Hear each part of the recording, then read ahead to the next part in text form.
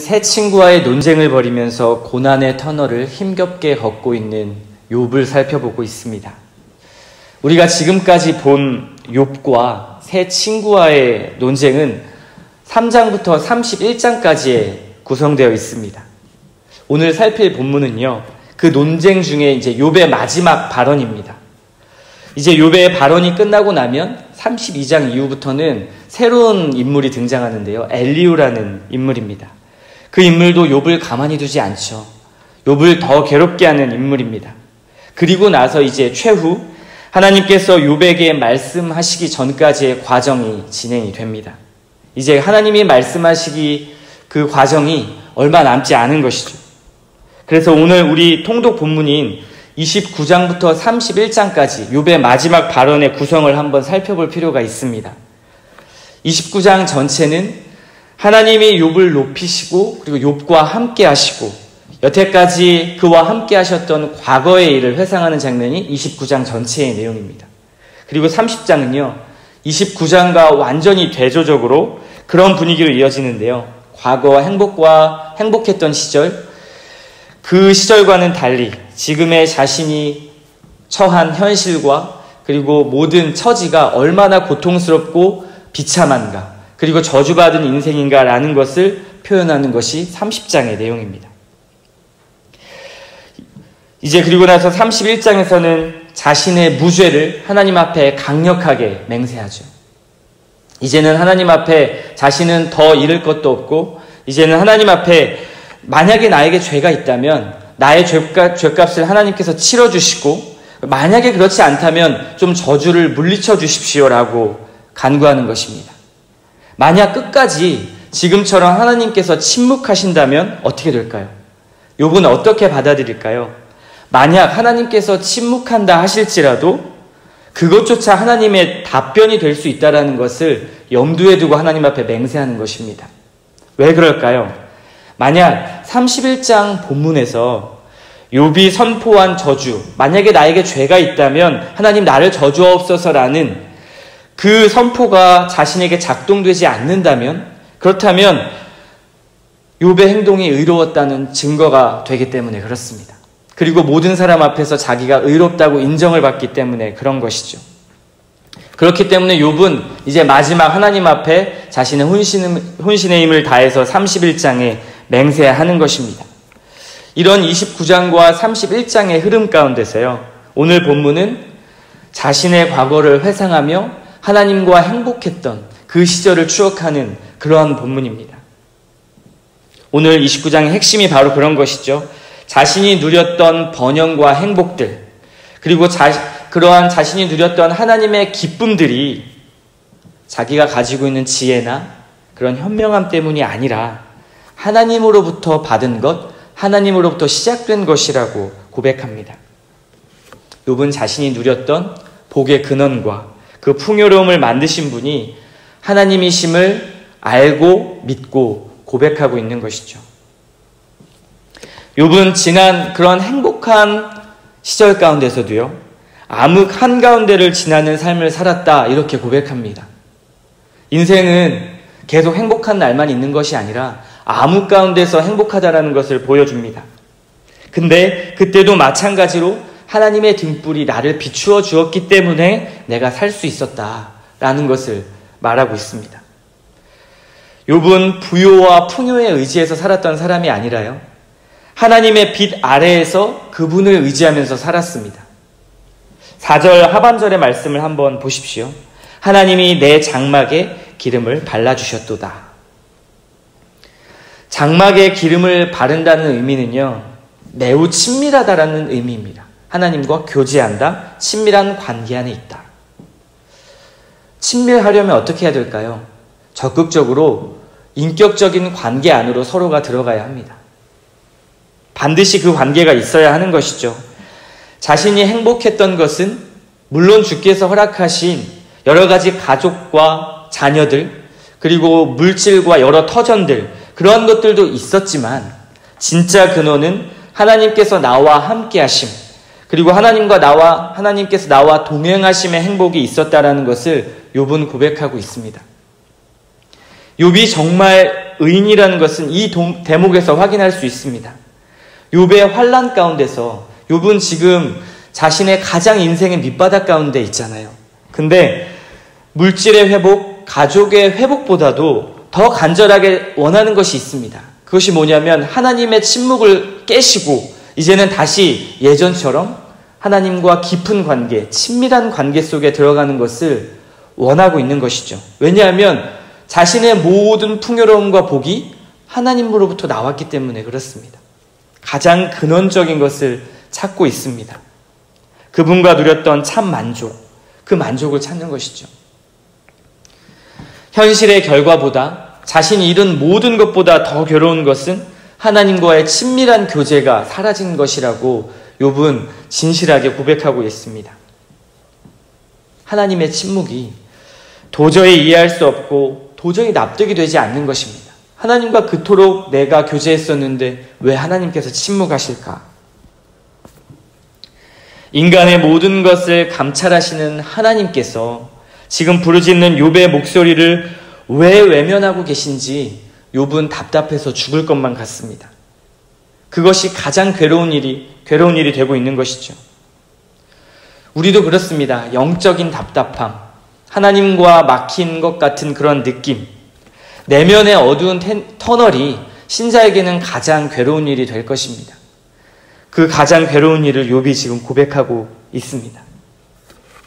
그래서 7절 이후에는요, 하나님께서 자신에게 허락하신 축복들에 대해서 또 회상합니다. 먼저는 하나님 앞에 그 모든 복은 하나님께로부터 왔는데 그런 복들이 이제 이것이다 라고 이야기하는 것이죠. 자신이 누렸던 사회적 존경, 그리고 사람들로부터 받았던 사랑을 이야기합니다. 그때에는 남녀노소가, 그리고 빈부 귀천에 속한 모든 자가 욥에게 존경과 사랑을 표현했었습니다. 많은 사람들에게 사랑을 받았죠. 욥은 부르짖는 빈민들, 그리고 도움받지 못하는 고아들, 망하게 된 자들, 과부, 소경, 절뚝박이, 빈궁한 자, 그리고 나그네나 이방인과 같은 사회적 약자들에게 늘 친구가 되어주었던 사람이라고 성경은 기록합니다.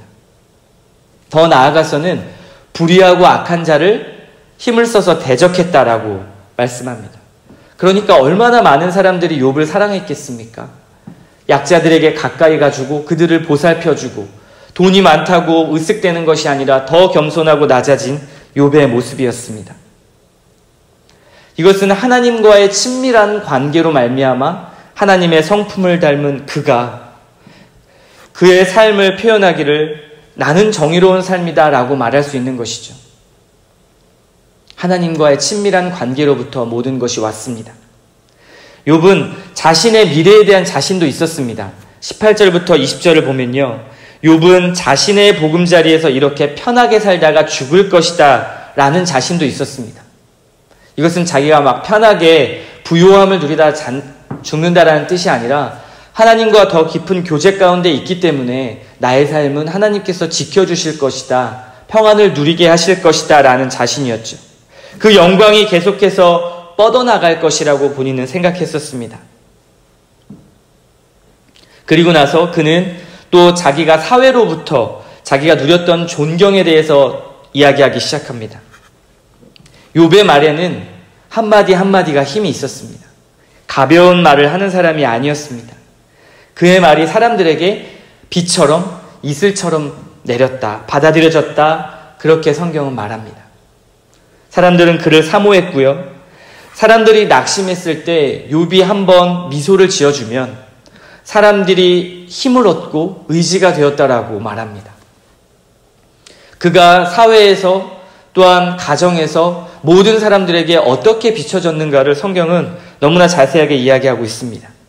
그래서 25절을 보시면요, 자신을 표현하기를 이렇게 표현합니다. 마치 한 나라의 왕이 군대 중에 있는 것과 같았고 애국하는 자를 위로하는 사람과도 같았다.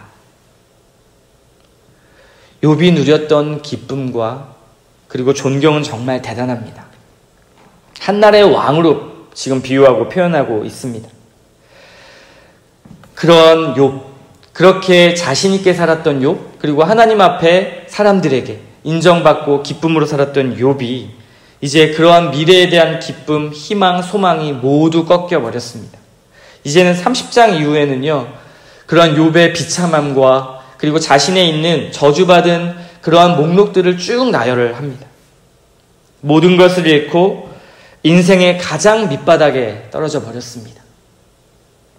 여러분 한번 욥기서를 통해서 한번 묵상해 보실 것은요, 나의 어떤 것을 잃었을 때 가장 슬프고 그리고 가장 죽을 것 같을까? 그러한 고통 속에 빠지게 될까라는 것을 한번 고민하시고 묵상해 보셔야 합니다. 만약 도저히 살아갈 희망조차 보이지 않는 그 상황이 나에게 주어진다면, 그렇다면 나는 무엇을 잃었을 때 그런 환난과 고통 가운데 들어가게 될까? 여러분을 지탱하고 있는 여러분의 물질, 여러분의 재산을 한번 잃었다고 생각해 보십시오. 당장 끼니를 걱정해야 된다고 생각을 한번 해보십시오. 돈이 다 해결해주는 이 세상 속에 돈이 없는 것입니다. 그렇다면 그럼에도 모든 것이 하나님께로부터 나에게 주어졌으니 주신 이도 하나님이시요 거두신 이도 하나님이시라고 고백할 수 있는가? 이 질문이 우리에게 남습니다. 물론 우리가 지금 우리에 있는 모든 물질이 없어지지 않았으니까 100% 공감할 수는 없겠지만요, 이런 질문을 던질 수 있어야 합니다. 또 만약에 욥과 같이 자녀를 잃었다고 한번 생각해 보십시오. 그 고통은 정말 상상조차 할 수 없을 것입니다. 나의 아이가 아니라도 그런 상상은 하기가 싫습니다. 우리는 그것을 세월호 사건을 통해 경험했습니다. 세월호 사건을 통해서 수많은 자녀들이 물속에 잠겼습니다. 저는 그때 그 아이들이 죽기 전에 자신의 부모님에게 남긴 문자 메시지를 이렇게 인터넷을 통해서 보는데요, 정말 가슴이 찢어지게 아프더라고요. 그 눈물이 멈추지를 않았습니다. 이해할 수 없는 하나님의 뜻하심, 그리고 이해할 수 없는 하나님의 이러한 일들이 제게는 너무나 가슴이 아팠고, 욥처럼 이해할 수 없는 고통 속에 있는 그 부모님들을 상상할 수 있었습니다. 그때 하나님의 침묵을 경험할 때 얼마나 고통스러울까요? 그리고 그 부모님들의 마음은 어땠을까요?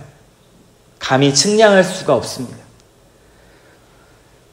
이러한 상황 가운데 만약에 내가 들어가 있다면, 그리고 내가 그런 고난을 지금 맞이하고 있다면, 하나님께서 선하시고 나를 통치하시고 다스리시는가라는 그 부분을 인정할 수 있겠냐는 질문입니다. 그 질문이 우리에게 남는 것입니다. 조금 바꾸어 말한다면요, 너가 나를 믿으니까 너 자신을 부인하고 너의 삶과 그리고 너 자신을 십자가에 못 박을 수 있겠느냐? 라는 질문입니다. 우리는 요즘 이 답을 사도행전과 주일 말씀을 통해 사도행전과 바울 서신서를 통해서 그 답을 찾아가고 있습니다. 그런데 욥기서를 보면요, 욥도 우리에게 그 답을 조금씩 보여주고 있습니다. 욥은 가장 밑바닥, 가장 괴롭고 괴로운 어둠의 터널 속에서 자신의 가장 행복했던 때를 회상하는데요, 그 행복이 하나님께로부터 온 것이며 하나님이 허락하신 것이라고 이야기합니다. 우리의 인생의 가장 큰 행복은 하나님의 임재라고 고백하는 것이죠. 가장 행복할 때 하나님 앞에 그것은 하나님의 은혜입니다 라고 말하는 것은 쉬운 일입니다. 행복하니까요. 그런데 욥은 가장 절망적일 때, 정말 나에게는 아무것도 남지 않았을 때 하나님이 가장 큰 행복이라고 말하는 것입니다. 이 고백은 정말 깊이 있는 고백이죠.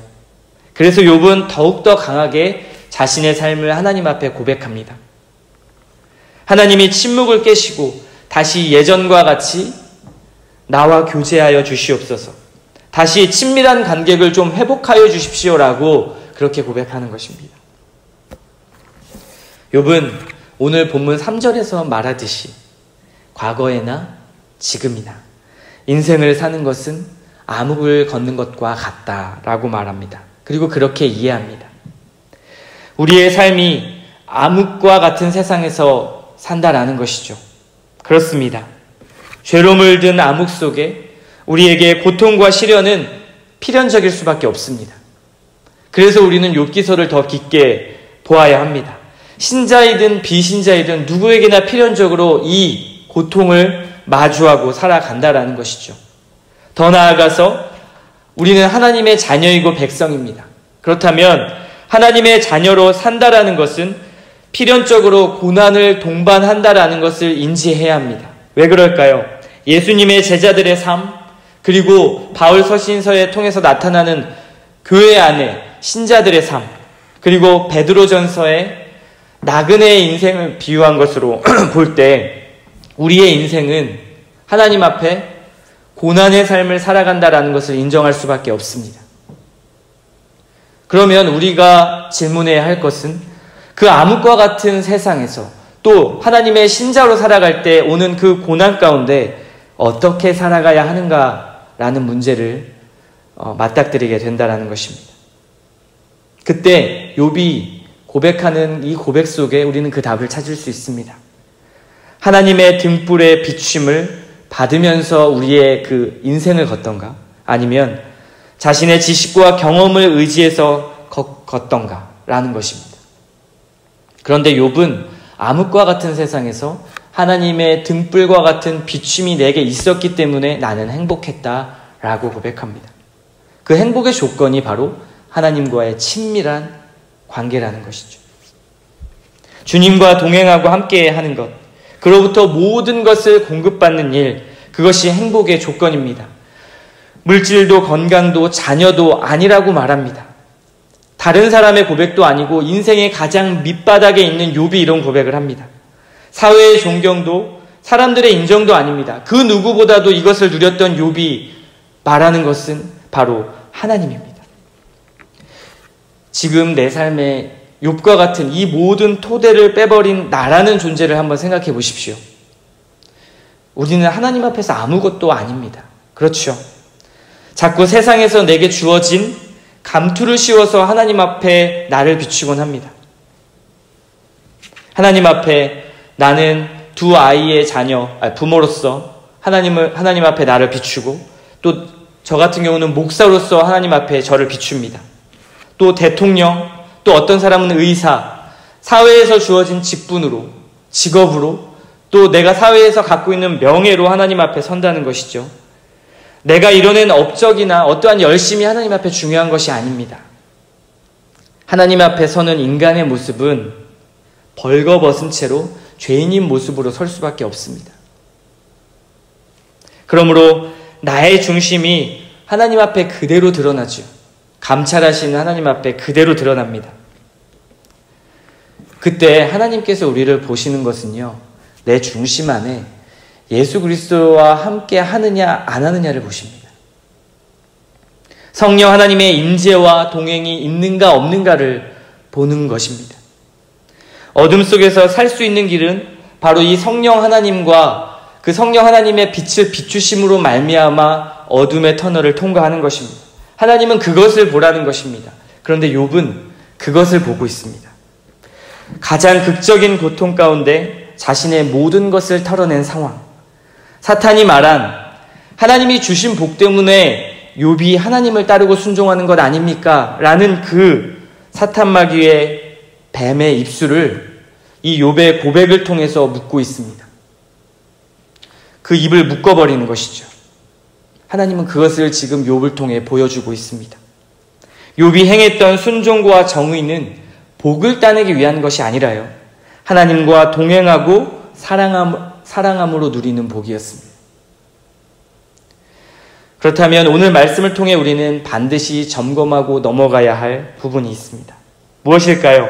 하나님과의 친밀함입니다. 주님과 연결됨입니다. 우리가 욥의 고통을 완전히 경험하지 않고도 그 고난을 조금이나마 이해할 수 있는 것은요, 바로 하나님이 우리에게 베푸신 긍휼과 사랑이 언제나 신실하다는 것을 본문을 통해 보기 때문에 그렇습니다. 하나님께서는 선하시고 나를 보호하신다는 사실을 믿고 의지하기 때문입니다. 이런 하나님과 친해지는 일은 고난뿐만 아니라 인생 전체의 삶에서 가장 복된 일입니다. 하나님과 친밀해지는 것이죠. 그때 우리는 인생의 한 조각인 고통과 시련의 어둠이라는 그 터널도 인내하면서 빛 가운데 통과할 수 있습니다. 그렇다면 궁극적으로 다른 행복을 쌓아가는 데 힘쓰는 것보다 하나님과 함께 있음, 하나님과 친밀해지는 그 노력이 우리에게 더 주어지는 것이죠. 그 행복이 가장 크다는 것을 알기 때문에 그렇습니다. 왜냐하면 하나님은 인간에게 고통을 주려고 하시는 분이 아니라 그 고통을 막으려고 예수 그리스도를 보내주신 분이기 때문에 그렇습니다. 하나님은 사람의 인생을 가지고 장난을 치시는 분이 아니라 연약한 사람의 인생을 위해서 자신이 대신 죽으신 분입니다. 하나님은 인간의 삶을 고난 속에 그냥 내버려 두고 어디 한번 너의 믿음을 시험해보자. 제대로 못하면, 순종 못하면 내가 이런 고난을 줄 거야 하시는 분이 아니라요. 연약한 너와 내가 함께 할게. 너를 고와 같이 버려두지 않고 너는 이제 쉬어라. 내가 그 짐을 대신 지겠다 하시는 분입니다. 우리에게도 이런 하나님의 은혜가 언제나 넘치시기를 바랍니다. 비록 고난 가운데 있다 할지라도요. 모든 것을 통치하시고 다스리시는 선하신 하나님을 의지하시기 바랍니다. 그렇다면요. 우리는 좀 더 욥의 그 고난을 한 발자국 더 공감할 수 있고요. 하나님이 어떤 분이신지를 조금이나마 더 깨닫는 그런 은혜가 있을 것입니다. 오늘 아침에도 그러한 은혜를 구하며 하나님 앞에 나아가는 저와 여러분 되기를 소망합니다.